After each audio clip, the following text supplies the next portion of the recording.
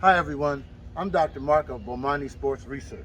We're here with Mike Macenko, the greatest home run hitter of all time in slow pitch softball. How's it going, Mike?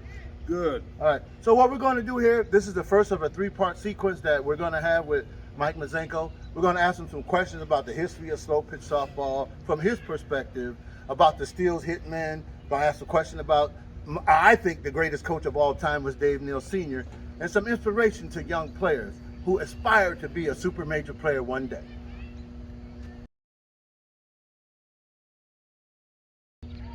So Mike, you were around when super slow pitch softball got started around the country, popularized with the Steele's HitMen. What are some memories that you have of that time when you played? Well, some of the finest memories was when we would travel to different towns across the country, playing in some places that you never dreamed if you'd be playing some softball in, like Safer, Tennessee, or all the way up in Montana, all the way in California, all the way to Boston. You know, we played all over the country promoting the game of slow pitch softball to the people. All right.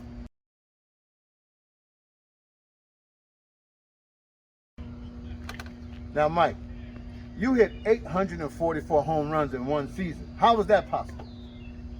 Well, when you play on a team that travels around, and you have the best ball players in the country on your team, you have great hitters in front of you. You gotta have great hitters behind you. I got up to the plate a lot of times. To hit 844 home runs, I think I batted 1,600 times. Wow. So I hit one about every other at bat. All right. What bat did you use back then? I used a Craig Elliott model bat in 1987 when I hit all those home runs. All right, that's good. That's some bombs, though, man. Oh yeah, there were some bombs. There's no two ways about that.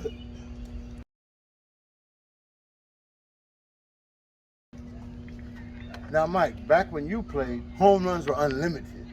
What do you think about the home run rules and restrictions in the game today? Well, I think that it's just another way of playing the game. You've got to play by the rules to win the game. So, you know, you can't hit all them home runs. You got to be able to be a complete ball player today, and that's hit base hits, to get on base, for guys to hit 2 runs, 3 run, grand slam home runs. It's a different game today, and I love the game just as much as I did back then. Could I play like today? I don't know, because I geared myself up for one thing, and that was just to hit home runs. Good.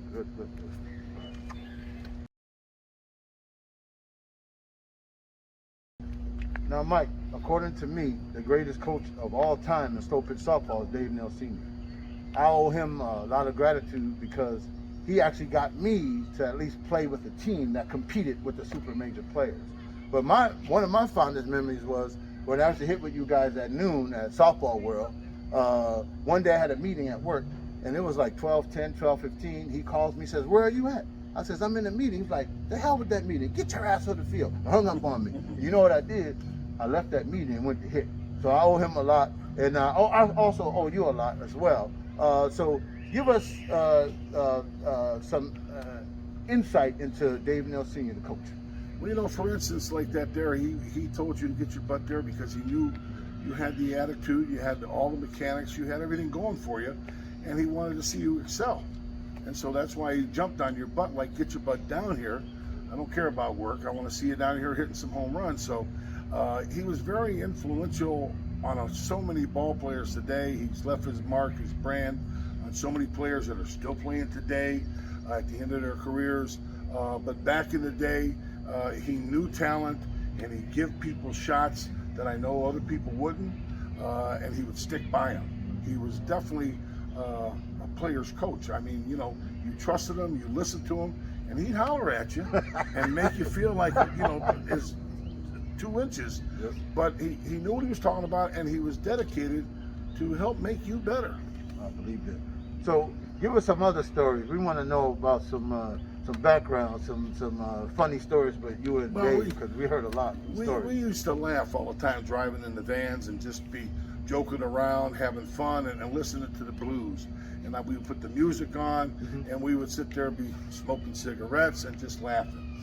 But you know, there was a couple of times there where we were playing in the ball game, a very important game, and a guy trying to throw me down at second base, and I ended up throwing this guy down. And Dave come out to the field and says to me, "What are you doing, Mike?" I said, "Well, the guy ran into me, so I threw him down." And he said, "You don't do it like that." I said, "What do you mean you don't do it like that?" I said, "What, are you going to punch him in the face?" He says, "Yeah." I says, "Okay, right."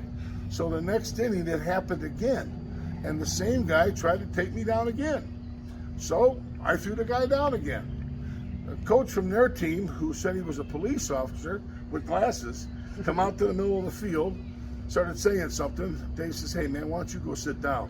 The guy says, "Surely you won't punch a guy with glasses." And Dave hit him with a right hook and dropped the guy. And I couldn't stop laughing. So I says, "Dave, I guess that's what I'm supposed to do, right? Is punch the guy?" "Yeah, that's what you're supposed to do, is hit the guy." So, you know, he was a one-way street. I mean, he had his own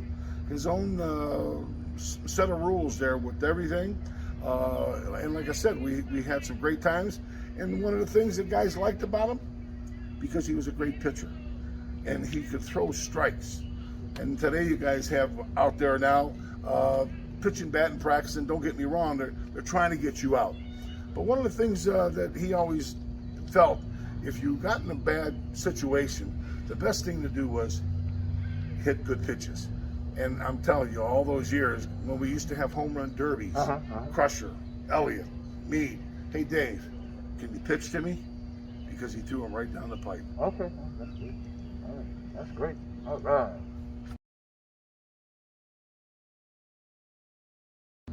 All right, now, Mike, what advice would you give a young player nowadays trying to get to or maintain a super major player status? Well, I feel like batting practice is the most important thing. That you need to take batting practice. The more you hit, the better you feel, and you're just ready when you do it. And my advice is to take your batting practice, try to go to tournaments that you know big teams are at, and get noticed. Because that's the only way. You gotta be noticed by somebody else. You know, it doesn't hurt to know somebody on one of them teams and get you that special tryout. But my advice is to take your batting practice, take your fielding, let somebody hit your ground balls, but work hard at it. Have a good work ethic when you're doing it. Practice hard, you play hard. Okay, and always think the number one thing is when you go to the plate, think you're the best hitter in the country. Oh, that's good. Good advice. All right.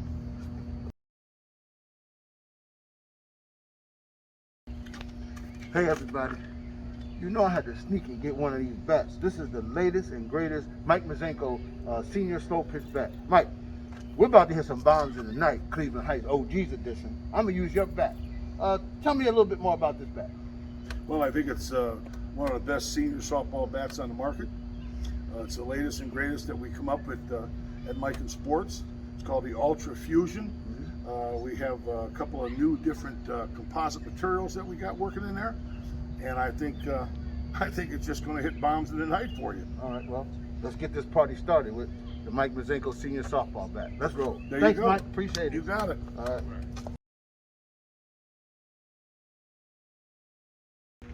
He's the kind of guy. All right, we're going to get the party started with Mike Macenko's senior softball bat. Let's see what it got. You didn't hear that.